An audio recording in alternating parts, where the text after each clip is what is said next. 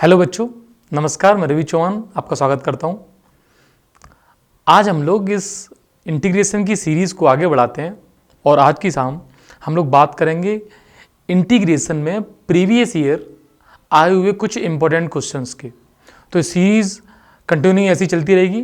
मैं कोशिश करता हूं आपको हर शाम इसी तरह से जो नंबर ऑफ क्वेश्चन है वो इंक्रीज़ भी होंगे। आज देखते हैं हम लोग कितने क्वेश्चन सॉल्व कर रहे हैं। तो चलते हैं आगे, देखते हैं प्रीवियस ईयर में इसमें जो क्वेश्चंस हम लोगों को मिले वो कौन कौन से क्वेश्चंस थे, उसकी स्टडी करते हैं हम लोग। ठीक है, 1 मिनट। यस, 2023 का ये क्वेश्चन है। तो बेटा क्वेश्चन बहुत ईजी है, लेकिन बात जब प्रीवियस क्वेश्चंस की है तो हम लोग सारे क्वेश्चंस को इंपॉर्टेंस देंगे और देखेंगे कि क्वेश्चंस में है क्या। क्योंकि बोर्ड के पॉइंट ऑफ व्यू से बच्चों से जो बेसिक गलती है, हमें इन वीडियोस में उन्हीं गलतियों को सुधारना है।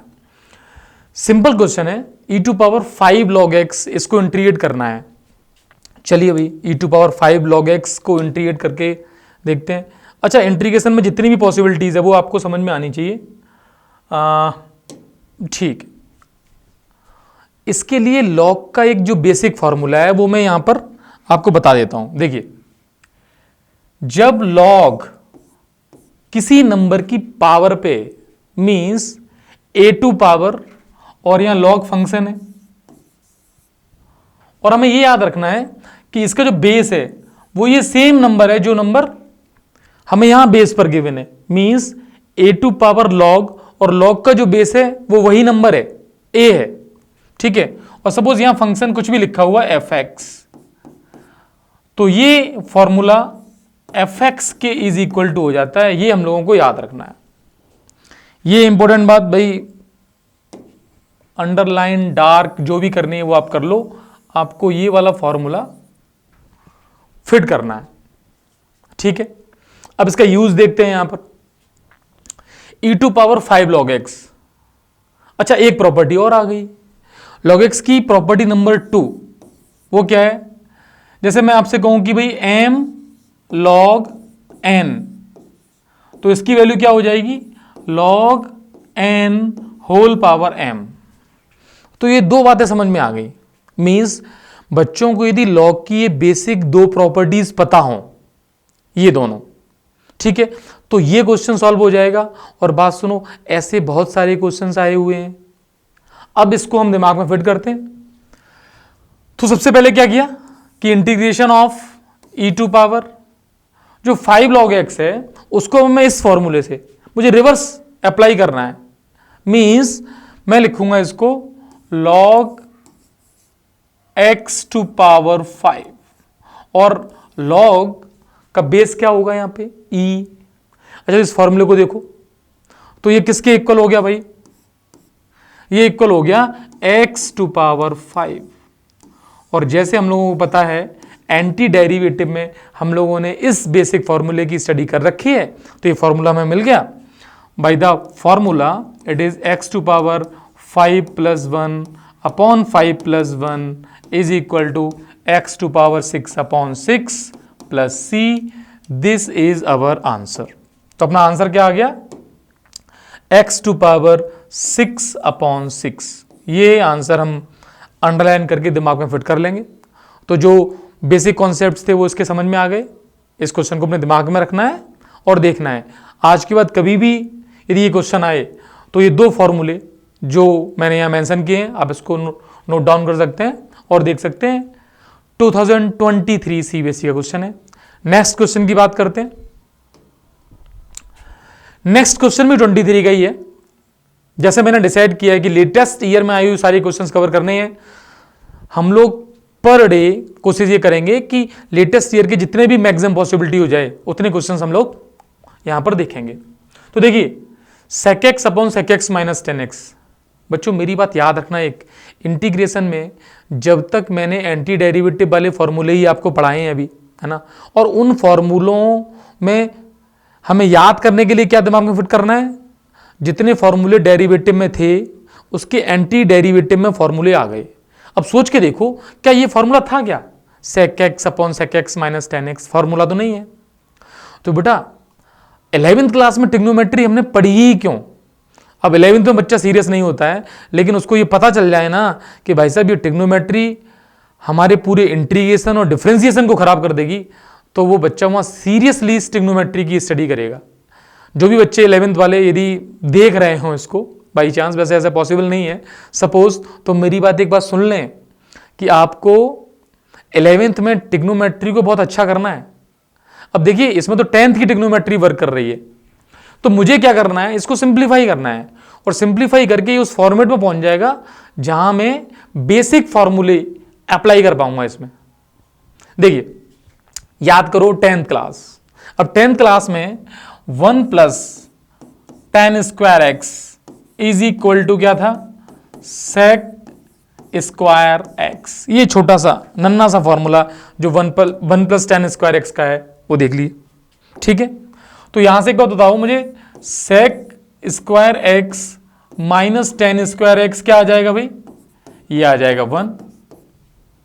तो याद करो इसका फॉर्मूला जो हमें पता था क्या, sec x minus tan x into sec x plus tan x is equal to 1। तो ये सारा मैंने जो 10th क्लास की बात यदि मैं बताऊं तो उनके फॉर्मूलों को यहां पे ब्रीफ में बता दिया है। अब अपने क्या यूज होगा, डिनोमिनेटर में sec x minus tan x है, तो या तो मैं ये यूज कर लूं कि sec x minus tan x is equal to 1 upon sec x plus tan x, means question is replaced as this is the sec x, yes और नो। अपॉन में जो सिस्टम था उसको मैं लिख दूंगा 1 upon sec x plus tan x, yes और no. तो ये फॉर्मूला यूज हो गया, दिखाई दे रहा है। तो क्या बन जाएगा अभी, ये बन जाएगा। अब इंटीग्रेशन अभी भी नहीं हो रहा है, अच्छा इंटीग्रेशन हमें करना ही नहीं है, इंटीग्रेशन तो लास्ट में होने वाला है, जब वो फॉर्मूले क्रिएट हो जाएंगे तो ये ऊपर आ जाएगा, और फाइनली sec x और यहां आएगा sec x plus tan x, yes और नो। अब हम लोग क्या करना है, इसको इंटू कर देना है, means integration of sec square x plus sec x tan x। अब ये दोनों फंक्शन ध्यान से देखो, प्लस लगा हुआ है तो ये दोनों सेपरेट हो जाएंगे, और sec स्क्वायर x भी इंटीग्रेट हो जाता है और sec x tan x का भी इंटीग्रेशन अपने पास है। तो बात करें कि भाई sec स्क्वायर x का इंटीग्रेशन क्या होगा और sec x tan x का क्या होगा, तो sec स्क्वायर x को इंटीग्रेट कर देते हैं, integration of sec square x plus integration of sec x tan x, और ये दोनों फॉर्मूले sec x tan x याद हो आपको एंटी डेरिवेटिव के बेसिक फॉर्मूले हैं। तो यहां से आ जाएगा ये tan x और यहां से आ जाएगा sec x प्लस c, जिसको हम भूलते नहीं कभी भी। तो बात समझ में आ गई, सिंपल सा क्वेश्चन था। इंटीग्रेशन हमने बेसिकली किया कहां, अब ध्यान से देखो, इंटीग्रेशन का जो बेसिक स्टेप है वो कहां यूज किया हम लोगों ने, इस जगह आगे, मीन्स यहां से क्वेश्चन चल रहा है और आपने यहां इंटीग्रेशन किया है। इससे पहले nothing, it is trigonometric substitution और you can say trigonometric simplification. Trigonometry के फॉर्मूले थे वो सब्स्टिट्यूट किए, उससे जो सिंप्लीफिकेशन हुआ उसके बाद ये जो फॉर्मूला। अगला क्वेश्चन देखते हैं बेटा, अगला क्वेश्चन क्या है, cos 2x plus 2 sin square x upon cos square x. Trigonometry का फ्री क्वेश्चन है, अगेन 2023 का आया हुआ क्वेश्चन है। तो बात करते हैं इस क्वेश्चन को सॉल्व करने के लिए, फिर हमें ट्रिग्नोमेट्री सिंप्लीफाइड करनी पड़ेगी, वो फॉर्मूले यूज करने पड़ेंगे जो 11th क्लास के फॉर्मूले हैं। तो देखते हैं इसमें फॉर्मूला कौन सा लगता है, cos 2x plus 2 sin square x. तो cos 2x के जो फॉर्मूले हैं वो सारे पता ही होने चाहिए हम लोगों को। तो मैंने cos 2x का फॉर्मूला कौन सा यूज कर लिया, 1 माइनस 2 sin स्क्वायर एक्स।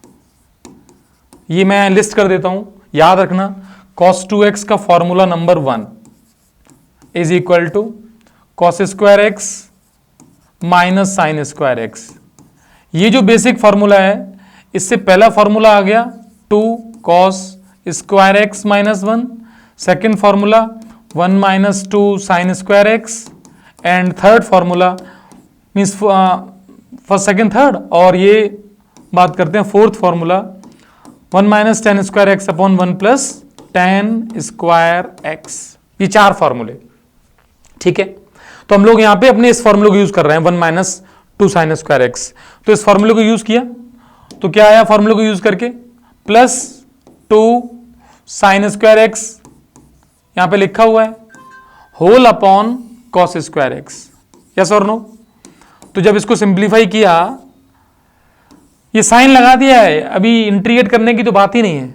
ये 2 साइन स्क्वायर एक्स से 2 sine square x cancel, 1 upon sine square x is the sec square x. और देखिए ये 23 में आया हुआ इजी सा क्वेश्चन है, और सेक स्क्वायर एक्स का इंटीग्रेशन क्या हो जाएगा 10x प्लस सी। तो ये 10x प्लस सी ये अपना आंसर आ गया। और फॉर्मूला कौन सा यूज हुआ सेक स्क्वायर एक्स। पिछले क्वेश्चन में कौन सा हुआ सेक स्क्वायर एक्स, और दूसरा क्या था वो सेक एक्स 10x। नेक्स्ट स्लाइड में देखते हैं क्या है।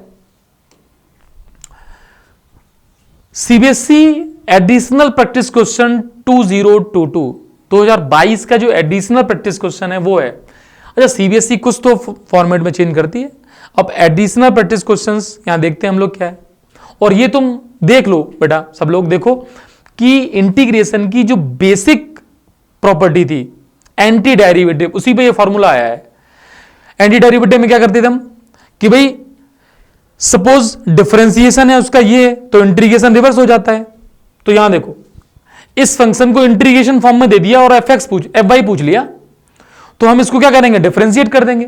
तो डिफरेंशिएशन से क्या होगा ये साइन ऑफ इंटीग्रेशन रिमूव हो जाएगा। Means we are going to write here, क्या लिखेंगे डिफरेंशिएट बोथ साइड, दोनों तरफ डिफरेंशिएशन करने पर। डिफरेंशिएशन को बोलते हैं अवकलन करने पर। यस और नो? तो दोनों तरफ हम इसको डिफरेंशिएट कर देते हैं विद रेस्पेक्ट टू y, क्योंकि फंक्शन y का ही है तो y के रेस्पेक्ट में इसको डिफरेंशिएट किया। This is the f y d y is equal to here derivative of log y plus 1 upon y. समझ में आ रहा है? चेन रूल लग जाएगा। यस और नो? तो ये तो बन जाएगा सिंपल सा एफ वाई आ गया, और यहां हम अप्लाई कर देंगे चेन रूल। तो लॉग का क्या होता है 1 अपॉन लॉग एक्स का 1 अपॉन एक्स, और अंदर जो जिसको हम मानते हैं उसको दोबारा डिफरेंशिएट करते हैं। तो y का डिफरेंशिएशन 1, क्योंकि y के रेस्पेक्ट में कर रहे हैं, और 1 अपॉन वाई का माइनस 1 अपॉन वाई स्क्वायर। बेटा यहां देख लो, मैं तो लिख देता हूं आपके लिए। फॉर्मूला लगा है इसमें x टू पावर n का, और x टू पावर n का जो डेरिवेटिव है वो क्या होता है n x to power n minus 1। Yes और नो? अब हम डिफरेंशिएट कर रहे हैं इसको, y के रेस्पेक्ट में डेरिवेटिव कर रहे हैं, y टू पावर माइनस 1 है, तो इस फॉर्मूले को यूज करो। तो minus 1 y to power minus 1 minus 1, this is minus 1 upon y to power 2, means minus 1 upon y square. तो ये आ गया माइनस 1 अपॉन वाई स्क्वायर। थोड़ा सा सिंप्लीफाई करेंगे तो ये बन जाएगा y upon y plus 1। LCM लेके बताने की जरूरत तो नहीं है भाई, हो तो बता देना, बता दूंगा मैं। Y square minus 1 upon y, again simplify, cancel out, factorize कर लिया ये, तो ये हो जाएगा y प्लस 1 और y minus 1 and upon y plus 1। Yes और नो? ये एफ वाई। तो बेटा ये छोटा सा क्वेश्चन, और वो देखिए कैंसिल आउट करते हुए क्या आ गया y minus 1, means our answer is the y minus 1। इस आंसर को ध्यान से देखें, एफ वाई की वैल्यू निकल के आ चुकी है। यस और no? Basic fundamental of integration is anti derivative, उसी पर बात ये सारी चल रही है। नेक्स्ट देख लेते हैं। देखिए अगेन एंटी डेरिवेटिव पे बहुत अच्छा क्वेश्चन, और ये 23 की एडिशनल प्रैक्टिस क्वेश्चन का एक क्वेश्चन है, देखते हैं। The anti derivative of a function of the form. अब ये फॉर्म एंटी डेरिवेटिव गिवन है, बात समझना। The anti derivative of function of this form means इसका एंटी डेरिवेटिव ये है given by this, here c is constant, okay, of the integration. Find the value of f6। जैसे अभी हम लोगों ने fy निकाला था, अब यहां पर भी हम लोगों को fx निकालना पड़ेगा, और fx निकाल के हम लोग क्या करेंगे उसको 6 पुट कर देंगे, तो f6 आ जाएगा। देखते हैं, ध्यान से समझना। गिवन क्या है? गिवन है integration of 3x minus 1 fx is equal to 3x⁴ minus 13/3 x³ plus 3/2 x² c। फिर वही लाइन लिखेंगे हम, differentiate both side with respect to x, दोनों तरफ x के रेस्पेक्ट में डेरिवेटिव करने पर। तो इधर डेरिवेटिव में सिर्फ साइन कैंसिल होगा, तो यहां तो 3x - 1 और fx रह जाएगा, वो हट गया। और यहां जब डिफरेंशिएट करेंगे तो डिफरेंशिएशन के रूल लग जाएंगे, तो वो क्या हो जाएगा 3 × 4 x⁴ - 1, तो क्यू हो जाएगा माइनस 13/3। तो यहां क्या आएगा भाई, यहां पे फिर आ जाएगा, येलो से कर देते हैं, क्या आएगा यहां पर 3x² x³ का डेरिवेटिव, ठीक है। फिर यहां क्या 3/2 एज इट इज, फिर इसका डेरिवेटिव क्या आ जाएगा 2x, और कांस्टेंट का डेरिवेटिव क्या हो जाएगा 0। तो ये 3x - 1 fx, ये जो वैल्यू निकल के आ रही है वो ध्यान से देखते हैं हम लोग। तो ये हो गया 12x³ minus 13x² and it is plus 3x। एक सिंपल सी क्यूब की इक्वेशन है जो सिंप्लीफाई करते हैं, तो ये x कॉमन हो रहा है, तो ये क्यूबिक से कन्वर्ट हो गई क्वाड्रेटिक में। जिस क्वाड्रेटिक में मुझे दिखाई दे रहा है कि 13 इज द मिडिल टर्म, तो middle term split 10th class से सीखा हुआ पोर्शन।